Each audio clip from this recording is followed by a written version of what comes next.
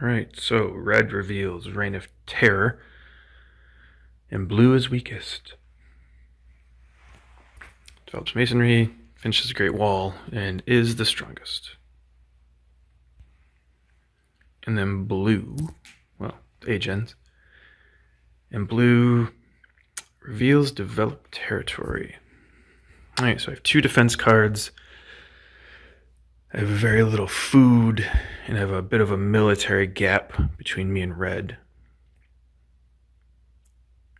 So I need 2 defense cards and 2 military to defend red.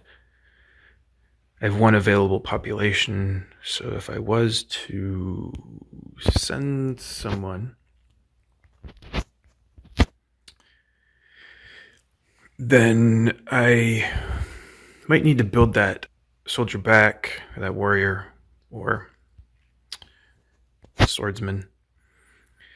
But I don't know if I want to use my population for that, because I only have 1. I can use that population for other stuff. A temple, perhaps, for 3 more culture.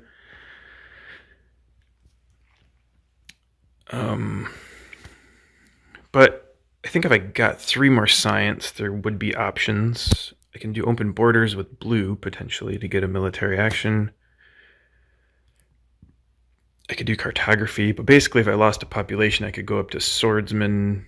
So I would be down 3. Increased swordsman gets me to 4. At the tactic gets me to 5. So if I could get 1 military, I would be able to defend. Or if I had an extra military action, I'd much rather have a population territory than a science one at this point. I mean, I am kind of low on science. I just don't think this is particularly worth it for me.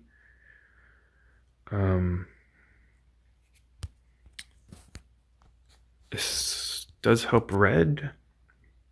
Yeah, helps red get into alchemy quicker. Or irrigation quicker. So if I do 1 in one of these for 2, I mean, I could try to do 1 just to make red pay 2. If I do 2, red's gonna have to pay 3, which is a warrior and 2 defense cards. If I get this, do I even want it? I'm gonna be at 3. I'm just not. Man, that's a tough call. Whether I'm inclined to not do it because I'm a little behind on a bunch of stuff already, and to waste that on cartography would be kind of terrible. You could use it on Code of Laws. If monarchy was still there, that'd be great, but I'm just afraid blue's going to take monarchy away. So I don't really want this territory. I'll just send 1 in just to get red to pay more. And red wins it, as we suspected. What happened? Blue takes iron, blue takes, plays phalanx. Builds another warrior and develops drama. I'm not sure why. Could have taken breakthrough or anything else. And so monarchy is still there. So I kind of really wish I would have bid another card for that developed territory. I could have gotten to monarchy. I guess as it is now, maybe it just slows red's military down a little bit. Gives me a little extra time to catch up on some things. And probably get into alchemy at this point.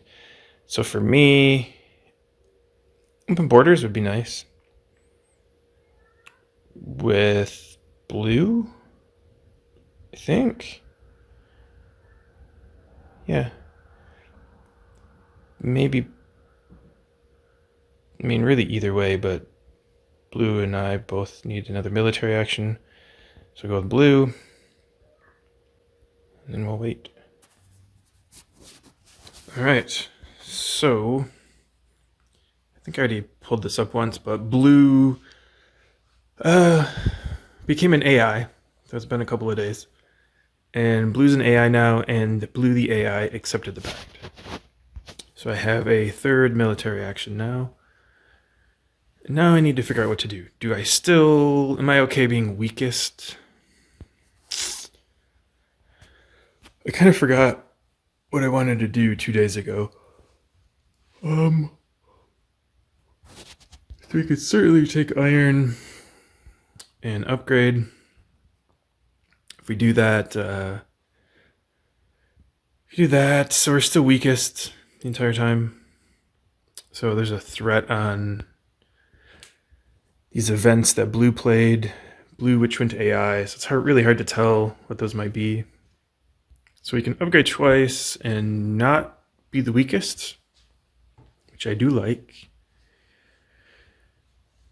So going back, if we don't do that, we could build a temple, I suppose, and get 3 extra culture, and I do like that. I so far have refrained from being super aggressive with Mike in this game.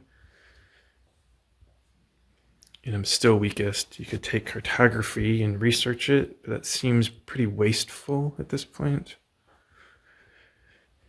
I think I just need to be not super aggressive with Mike. I'm not super behind on economy, really. I'm really not behind much at all, honestly. So I don't think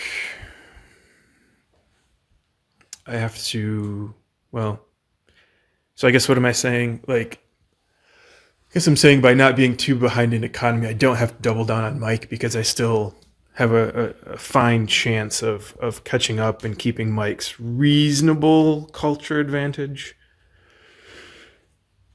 So I think if I upgrade that twice, take iron, break through patriotism.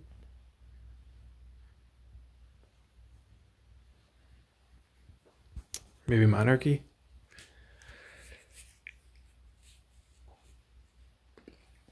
Possibly a little late for monarchy. Next turn, we're going to research iron, upgrade 1, and then either upgrade another or build a temple, possibly. I'm not sure what patriotism helps me do here. I feel like I'm going to just hold on to it for a long time. So if I get 2 of those back, I have 4. So there's no way I can avoid corruption when I revolt to monarchy right now. Because I have those 2 blues stuck on that farm. So even if I spend all of my resources, getting the resources back is going to corrupt me every time. So I can't really revolt into monarchy. As it stands now, I would get monarchy.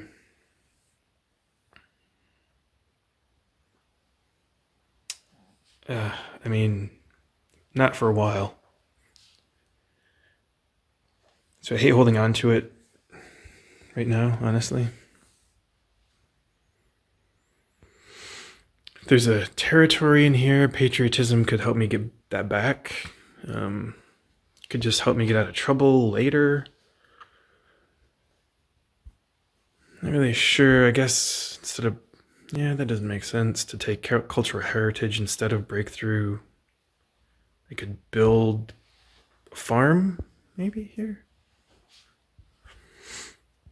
That's not the worst thing, actually.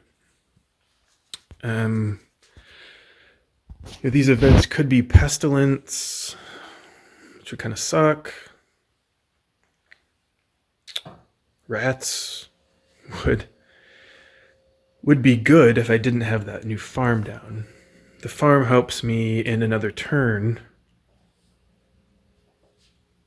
increase my population. Could be better than patriotism. I'm not sure what I'm going to do with it. So next turn, I research iron, upgrade 1, take some cards. Instead of, I can't. I don't hate it.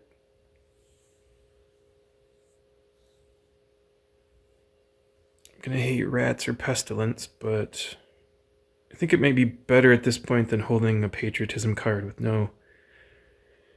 no clear plan for it. I guess the only plan would be if everybody got stronger again and I had to build another warrior. I don't anticipate anyone's going to get stronger. Red's going to get into alchemy.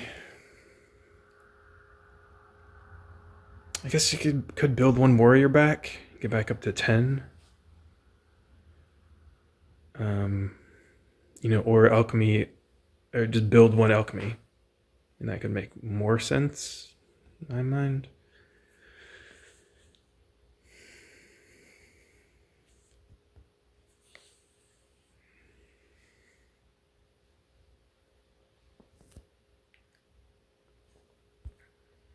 So what am I looking for here? Selected breeding or reserves. Take that patriotism for something down the line. Yeah, and I mean, I don't need that population in the short term. I can always pull a bronze off once I get iron upgraded. So I probably like this better.